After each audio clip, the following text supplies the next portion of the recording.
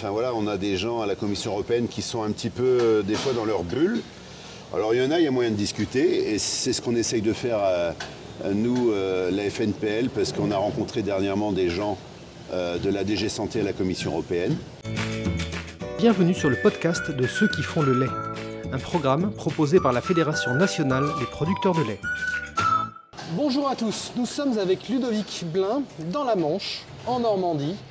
Ludovic Blin est éleveur, polyculteur-éleveur, secrétaire général adjoint de la FNPL en charge des dossiers européens. Et on est ici aujourd'hui chez lui, à côté de Villedieu-les-Poêles, à La Lande-des-Roux. C'est ça, exactement. Pour raconter un petit peu ce qui se prépare au niveau européen. Donc Ludo, tu reviens de Bruxelles où tu étais il y a quelques jours. Tu as assisté à un certain nombre de réunions. Est-ce que tu peux raconter un petit peu ce qui se passe en ce moment à Bruxelles? Alors sur les dossiers environnementaux, donc il y a sur les émissions industrielles, donc il faudrait considérer donc les élevages, les ruminants comme des usines à émissions industrielles. Et donc derrière ça, donc, évidemment on serait impacté, hein, nous les élevages de ruminants. Des directives sur les nitrates, il y en a déjà qui sont en place, hein, au niveau de l'Europe. Et donc ce qu'ils souhaiteraient mettre en place à travers l'IED, donc c'est classer les élevages de ruminants comme des usines qui émettent des gaz industriels, qui polluent. Et donc on serait taxé, c'est-à-dire qu'on serait obligé de mettre des additifs alimentaires dans nos lisiers, par exemple, dans l'alimentation, on ne sait pas trop encore. On serait obligé de couvrir nos fosses à lisier. Donc, et puis des démarches évidemment administratives assez conséquentes, hein. Et évidemment, ça pourrait avoir un impact de 10 à 20 000 euros suivant les exploitations annuellement de charges supplémentaires. 10 à 20 000 euros par an. Complètement. C'est une somme colossale pour un élevage. C'est du n'importe quoi. Alors ce qui est dangereux sur ce sujet-là, c'est que on a évidemment dans les pays de l'Europe, des pays du Nord, qui sont très spécialisés, hein, ils ont des élevages qui sont très spécialisés, et à la limite ils rentraient, pourquoi pas dans le jeu par rapport à ça.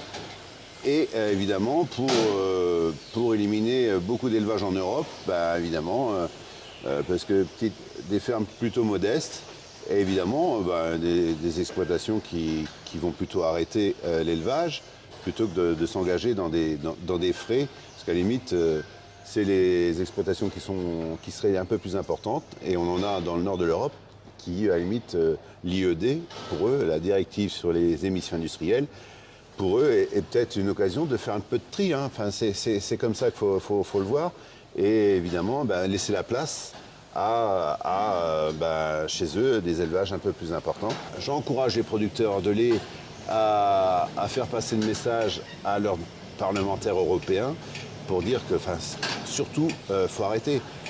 Faut surtout pas qu'on considère l'élevage du ruminant à jeu égal avec des usines qui polluent. Voilà, parce que l'élevage, les ruminants sont une chance à la limite pour l'environnement, parce que évidemment les surfaces en herbe, ça permet de capter du carbone. Et puis derrière ça, il y a quand même la mission première de nous, c'est de nourrir les gens. Quels sont les autres sujets qui sont dans les discussions à Bruxelles? Un autre sujet évidemment qui nous inquiète, donc on a des ONG qui ont manœuvré un petit peu au niveau de la Commission européenne et qui veulent qu'on travaille sur le bien-être animal. Et donc derrière ça, il y a une directive qui est en préparation au niveau de l'Europe, donc qui va nous impacter fortement. Et je redis, hein, on a des gens à la Commission européenne qui sont un petit peu des fois dans leur bulle. Alors il y a moyen de discuter, et c'est ce qu'on essaye de faire nous, la FNPL, parce qu'on a rencontré dernièrement des gens de la DG Santé à la Commission européenne, parce qu'on leur a dit qu'il y a vraiment du non-sens par rapport à ce qui est proposé. Donc il y a différents volets. le premier volet qui nous concerne, c'est sur le transport des animaux. Donc on n'aura pas le droit de vendre des veaux de moins de 35 jours. On ne pourra pas les transporter, on ne pourra pas les sortir de nos exploitations. 35 jours. 35 jours, voilà. Donc un non-sens. On a aussi une deuxième chose sur le transport des animaux concernant les veaux, c'est qu'on ne pourra plus transporter des veaux à plus de 25 degrés.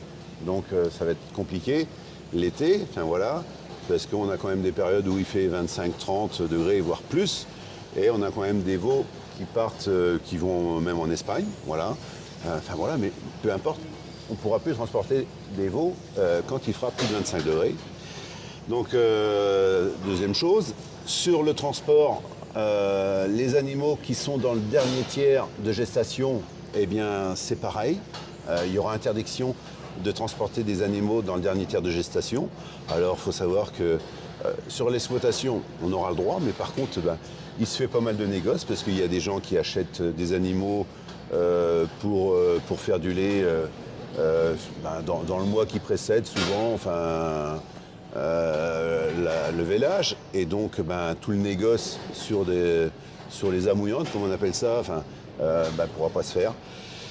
Donc voilà un petit peu sur le sujet transport, âge des animaux. Le deuxième volet qui est important, le logement des veaux. Alors ils ne veulent plus de cases individuelles. Il faut savoir qu'en Europe, 95% des exploitations laitières sont en logement individuel, sur le démarrage des veaux. Mais voilà, ce qui est intéressant, c'est quand l'éleveur il est dans de bonnes conditions pour s'occuper de ses veaux. Donc on maîtrise évidemment beaucoup mieux le sanitaire, ça c'est clair. Et puis derrière ça, quand l'éleveur peut s'occuper facilement d'un veau, évidemment il a plus de chances évidemment de mieux démarrer. Ils veulent entre 2 et 7 veaux, ils ne savent pas trop.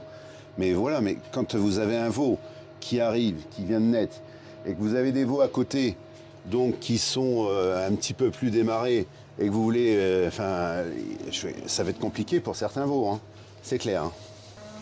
Et puis attention, alors, donc on a le fameux sujet, évidemment, où il ne faudrait pas vendre de veaux avant 35 jours. Comment on va faire pour tous nos veaux mâles? On n'est pas du tout équipé, donc